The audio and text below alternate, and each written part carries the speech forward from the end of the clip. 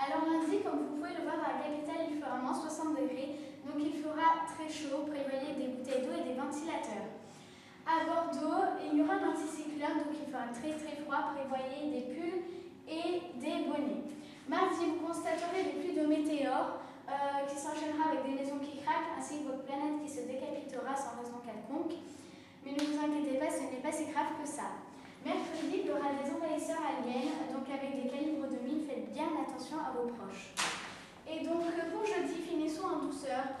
Jeudi se déroulera la fin du monde.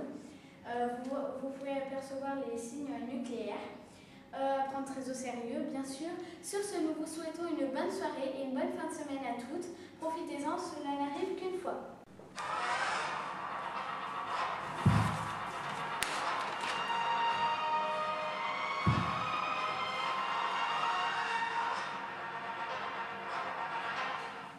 Bonjour à toutes et à tous. Aujourd'hui, nous allons faire un tour en Dordogne. Nous nous intéressons à un réfectoire de la ville de Marsac-sur-Lys. Nous retrouvons notre envoyé spécial en direct. Oui, bonjour, en effet, je suis en direct du réfectoire de Marsac-sur-Lys.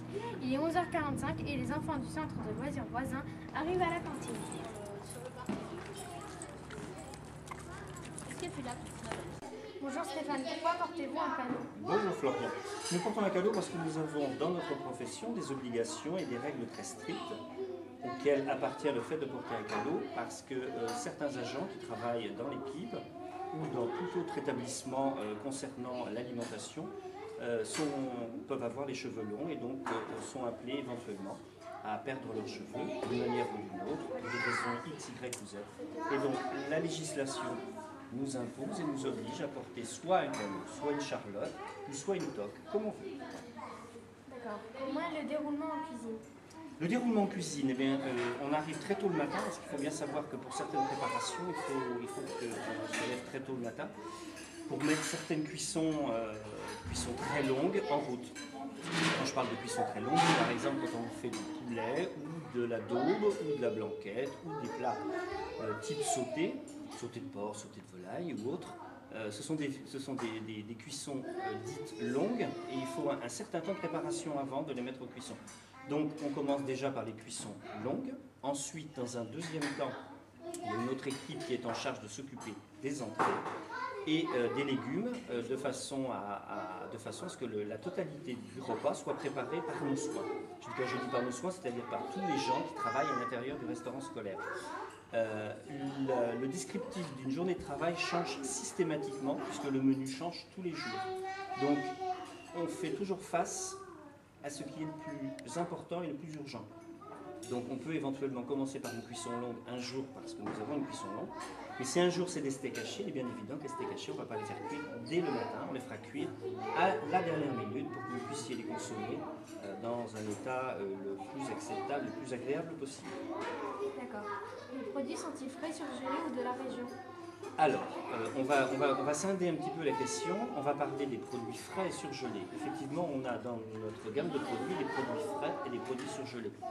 Produits frais à 80%, produits surgelés en petite quantité, mais il est bien évident qu'à certaines périodes de l'année, il nous est impossible de trouver certains produits.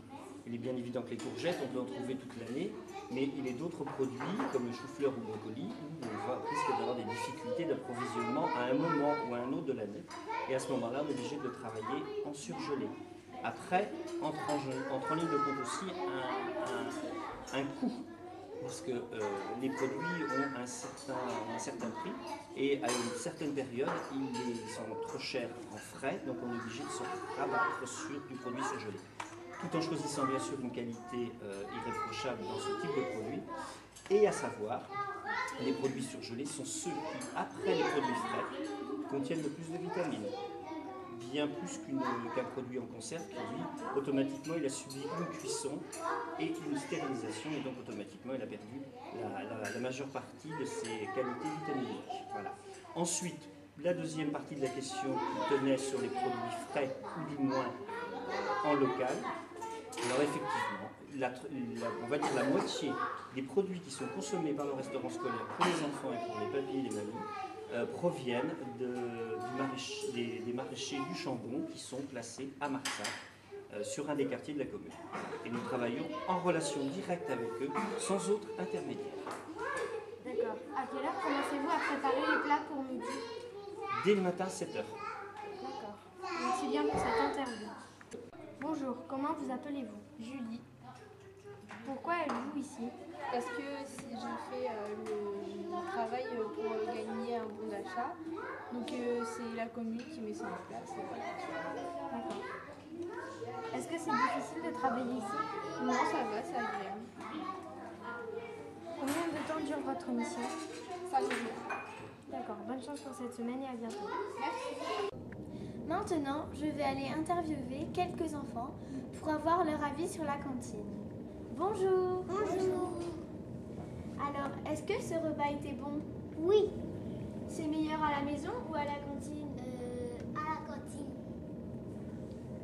Manges-tu de tout? Ça dépend. Est-ce que les légumes étaient bons? Oui. Que préfères-tu dans le repas? Les glaces.